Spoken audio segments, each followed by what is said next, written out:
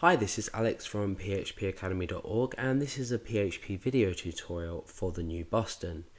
Now in this video I'm simply going to talk to you about what PHP is, why you should use it, and a little bit of information about what websites do use it. So the first thing about PHP is what it stands for. PHP stands for Hypertext Preprocessor. In fact, the first P is P, so it's PHP Hypertext Preprocessor. That's what it stands for. So we've got a recursive acronym because we have an acronym inside another acronym, because originally PHP stood for Personal Homepage, so it's now been changed to stand for PHP Hypertext Preprocessor, with the PHP inside of that still standing for Personal Homepage. So what is PHP and why should we use it? Well, PHP is a server-side scripting language.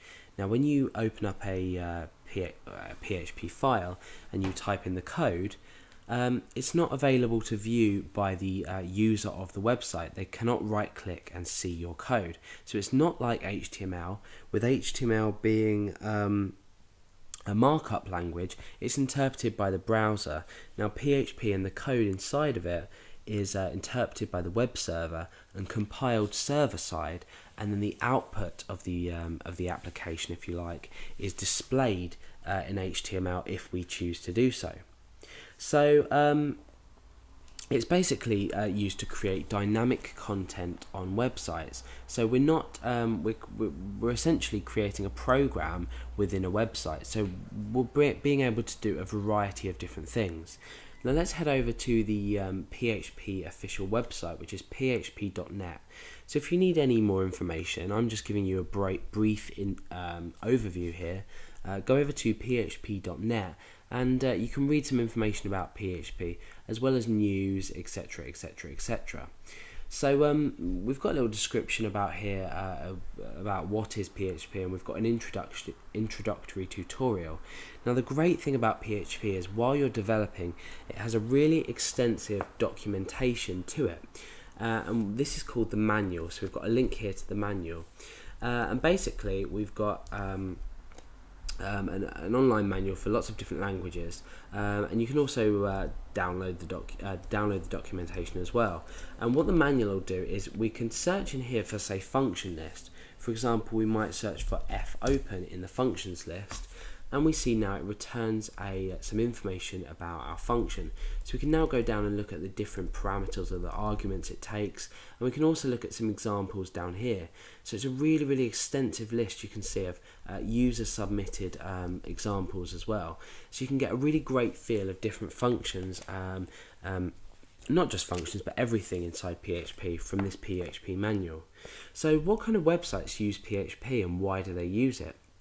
Well, Facebook, for example, use PHP. What we're doing is with Facebook, it's a social networking website that's storing lots of data in a database. So what we can do with PHP is we can combine PHP with a database system, and we typically do this with MySQL.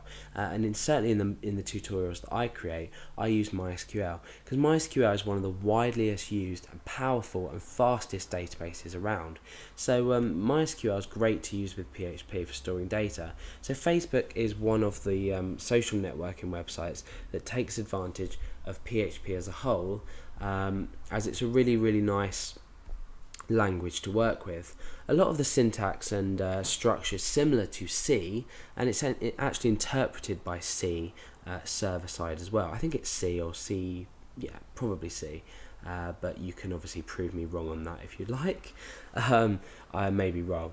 But yeah, this is a brief overview of PHP. So if you're thinking about getting started in it, follow the tutorials that I've created, and you can begin to start creating dynamic websites, and you'll actually start to realize how easy PHP is, the fundamentals of it anyway.